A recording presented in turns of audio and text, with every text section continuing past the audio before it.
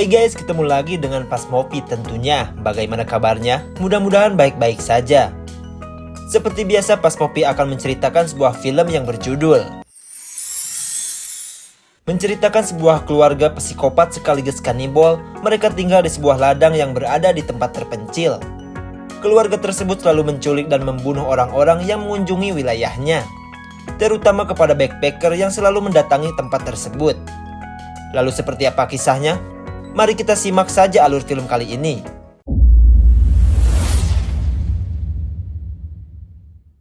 Film ini berawal pada tahun 1980.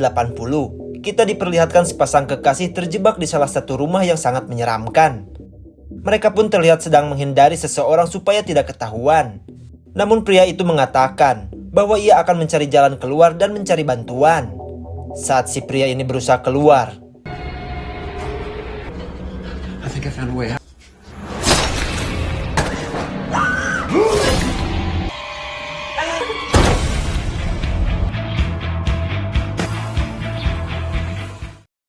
kemudian kita melihat sepasang suami istri yang bernama John dan istrinya bernama Meredith. Mereka ini merupakan pasangan psikopat dan juga kanibal. Mereka juga dikaruniai anak yang bernama Charlie. Charlie ini adalah seorang anak yang mempunyai gangguan mental. Dan di sampingnya, terlihat seorang wanita dalam keadaan terikat. Diketahui bahwa wanita ini adalah seorang backpacker yang sedang mengunjungi di sekitar rumah mereka. Wanita ini pun berteriak meminta tolong supaya dibebaskan dari rumah tersebut. Akan tetapi, teriakannya itu pun sia-sia. Saat John menghampirinya, ia mengancam jika terus berteriak, John akan membunuhnya seperti beberapa temannya yang kini sudah tewas. Parahnya lagi, para korban tersebut dijadikan lauk pauk oleh keluarga John. I mean, that's not very fair to Meredith now. Word of advice. Selang beberapa saat, John dan Meredith menyadari bahwa mereka telah kedatangan tamu. Keadaan tersebut membuat John langsung mengambil senapannya untuk berjaga-jaga. Dan benar saja, John digeruduk oleh warga sekitar karena mereka mendapatkan banyak laporan mengenai backpacker yang selalu menghilang saat mengunjungi wilayah tersebut. Ditambah lagi, banyak warga yang mencium bau menyengat dari rumah John. John pun sudah pasti menyangkal tuduhan tersebut. Don't piss her off. We gotta find that a bit hard with this problem. I don't have a problem. Setelah John tewas, Meredith yang panik langsung menemui Charlie dan mengajaknya untuk segera bersembunyi. Warga pun langsung masuk ke dalam rumah untuk memastikan. Dan benar saja, di rumah tersebut banyak korban yang telah tewas akibat perbuatan John. Mereka pun segera mencari Meredith untuk mempertanggungjawabkan perbuatannya yang selama ini ia lakukan. Charlie, killed my John. Saat Meredith sudah terpojok, ia pun menjadi sasaran amukan warga yang sudah emosi. Di saat itu pula, Charlie yang sedang bersembunyi melihat ibunya dikeroyok sampai tewas. Kejadian itu membuat Charlie menyimpan rasa dendam terhadap orang-orang di sekitarnya. Kemudian kita beralih ke tahun 2000-an. Kita diperlihatkan kepada seorang wanita yang sedang rebahan di atas kolam bernama Natasha. Di situ pula, terdapat dua temannya yang bernama Jason dan Mike. Mereka sedang menikmati suasana liburan akhir pekan yang cuma nongkrong di belakang rumah. Keadaan itu membuat Jason yang merasa jenuh mengajaknya untuk pergi berlibur. Namun Jason masih bingung untuk pergi kemana. Kemudian Mike memberikan rekomendasi ke salah satu tempat yang pastinya akan seru dan menarik untuk mereka kunjungi. Akan tetapi ia tak mau jika harus menjadi kambing conglai. Terlebih Mike adalah seorang jomblo yang sudah akut. Mengetahui hal tersebut, Natasha langsung menelpon temannya yang bernama Melanie untuk ikut bergabung bersama mereka esok hari. Kemudian Mike mengatakan kepada Jason bahwa ia tertarik untuk mengunjungi sebuah tempat yang sangat legend yang disebut Charlie's Farm. Jason pun tertarik dan penasaran dengan apa yang diceritakan oleh Mike. Let me ask him.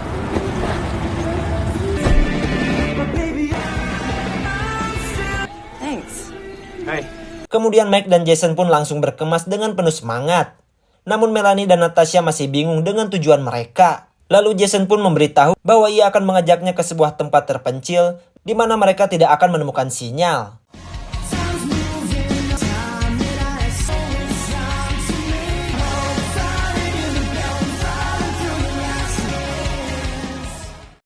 Di tengah perjalanan, mereka singgah di sebuah bar untuk sekedar beristirahat.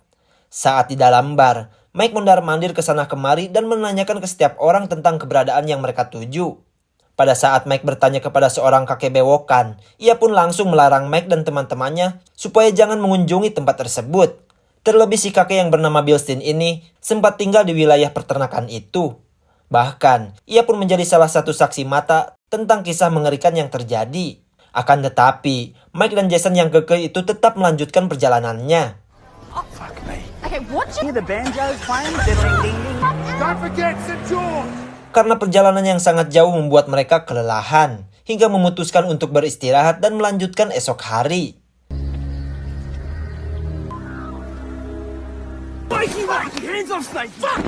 Saat pagi tiba, mereka pun langsung bergegas untuk melanjutkan perjalanannya. Namun di tengah perjalanan mereka kebingungan dengan lokasi itu. Hingga pada akhirnya, mereka menghubungi Tony yang merupakan sahabat dekat Natasha. Pria ini adalah seorang mantan atlet tinju tingkat kabupaten. Tony pun langsung melarang untuk mengunjungi tempat tersebut. Namun Jason yang kekeh, akhirnya dengan sangat terpaksa Tony memberitahu tempat itu. Ia pun berpesan, jika sudah mengunjungi tempat tersebut segera menghubunginya.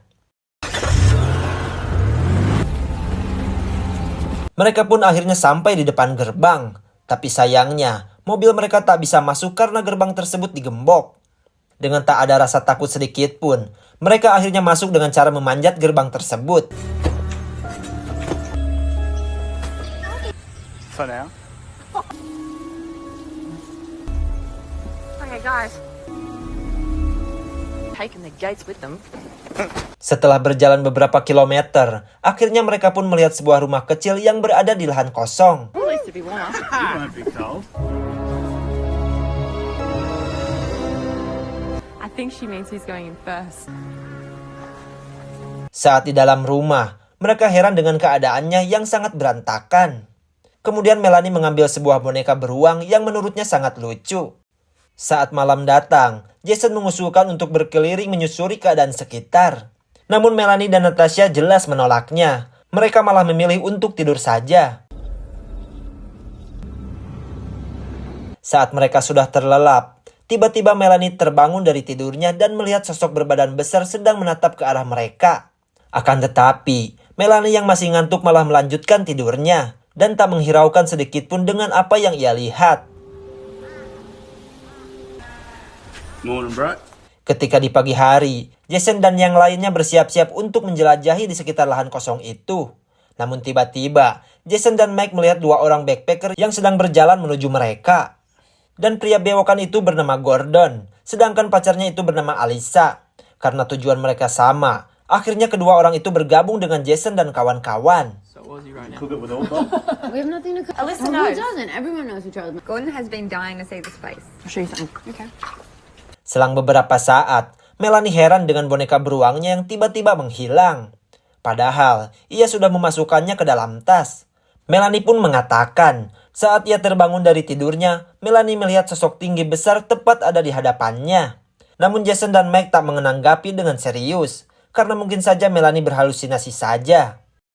Kemudian mereka berencana menjelajahi lokasi di sekitar rumah itu. Terlihat Mike begitu senang karena akan pergi bersama Melanie. Sedangkan yang lainnya memutuskan untuk jalan bersama untuk beberapa saat. Not a whole lot, just what the backpackers told me. Setelah beberapa jam menyusuri lokasi, Gordon yang merasa jenuh karena tidak menemukan sesuatu, berniat untuk berpencar dengan Jason dan Natasha. Kembali kepada Mike dan Melanie. Mereka merasakan bau yang sangat menyengat dari lubang yang ada di hadapannya. Akan tetapi, mereka yang tak peduli dengan hal itu, memilih untuk melanjutkan penelusurannya. This is going to be perfect for Mel and Donkey to Good point. Dan beberapa menit kemudian, Mike dan Melanie menemukan sebuah danau di wilayah tersebut. Dengan tanpa rasa malu sedikit pun, ia langsung membuka pakaiannya. What about Crocs? No crap. It's freezing. Kembali ke pasangan Gordon dan Alyssa. Mereka menemukan sebuah gudang yang telah digembok. Kemudian Gordon menemukan sebuah kampak yang menurutnya sangat unik. Lalu mereka langsung masuk ke dalam gudang tersebut tanpa rasa takut sedikit pun. Tiba-tiba Alyssa heran dengan tempat tidurnya, yang seperti baru selesai digunakan. Melihat semua itu, akhirnya mereka pun memutuskan untuk keluar dari gudang tersebut.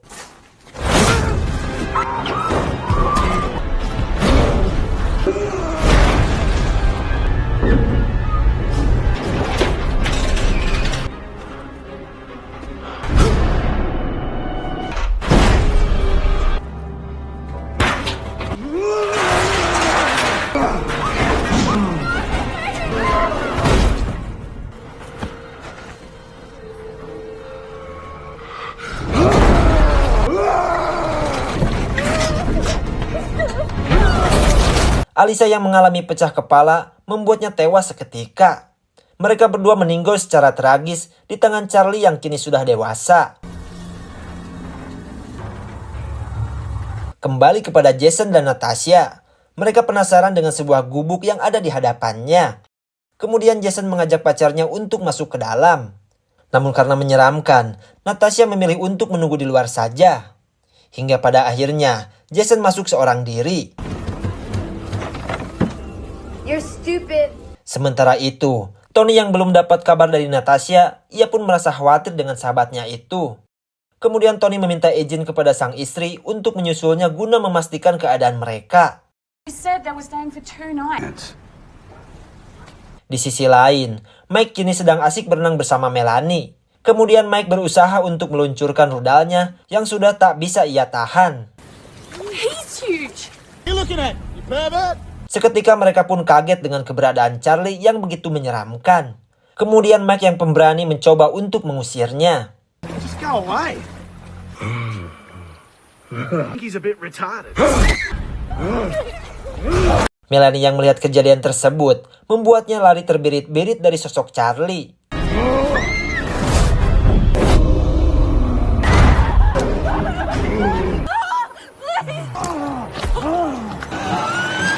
Hingga pada akhirnya, Melanie tewas dengan sangat mengenaskan. Sementara itu, Natasha yang masih menunggu Jason yang tak kunjung keluar, berniat untuk menyusulnya. Di saat itu pula, Tony yang baru datang langsung mencari Natasha dan Jason. Jason! Where are you? Jason yang sedang bersembunyi memberitahu pacarnya bahwa ia melihat seseorang yang sangat menyeramkan. Dan benar saja, sosok tersebut adalah Charlie yang sudah menewaskan teman-teman mereka. No, I want to go.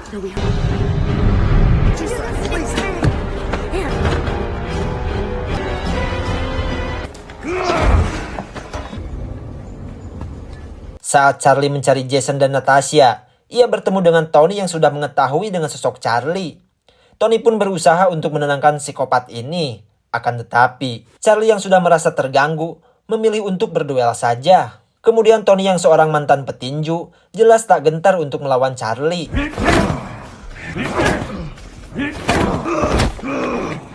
Saat Tony sedang kewalahan, Jason mencoba untuk membantunya dengan bermodalkan sebuah palu.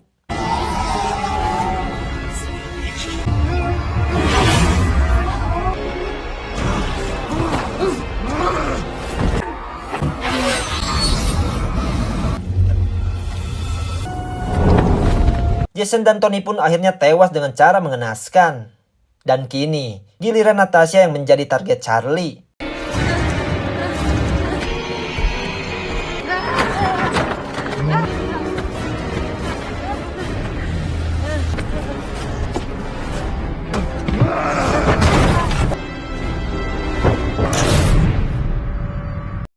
Singkat cerita, Natasha yang sudah tertangkap kini dikurung dan disimpan di ruang bawah tanah. Saat ia mulai sadar, Natasha berusaha kabur dari tempat tersebut.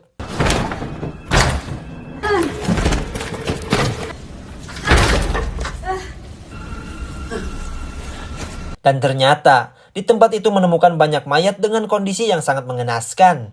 Lalu tiba-tiba, Charlie datang untuk menemui Natasha. Saat mengetahui buruannya telah kabur, ia pun segera mencarinya.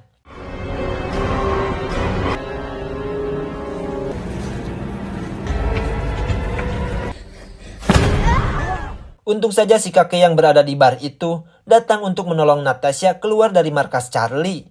Lalu mereka pun bergegas untuk pergi dari tempat tersebut.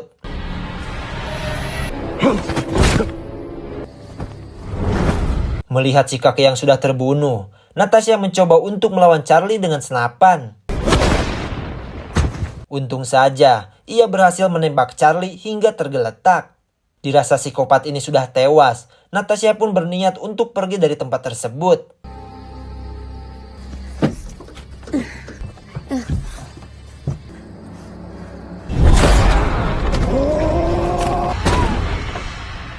Sungguh di luar dugaan, Charlie yang ternyata masih hidup berhasil membunuh Natasha.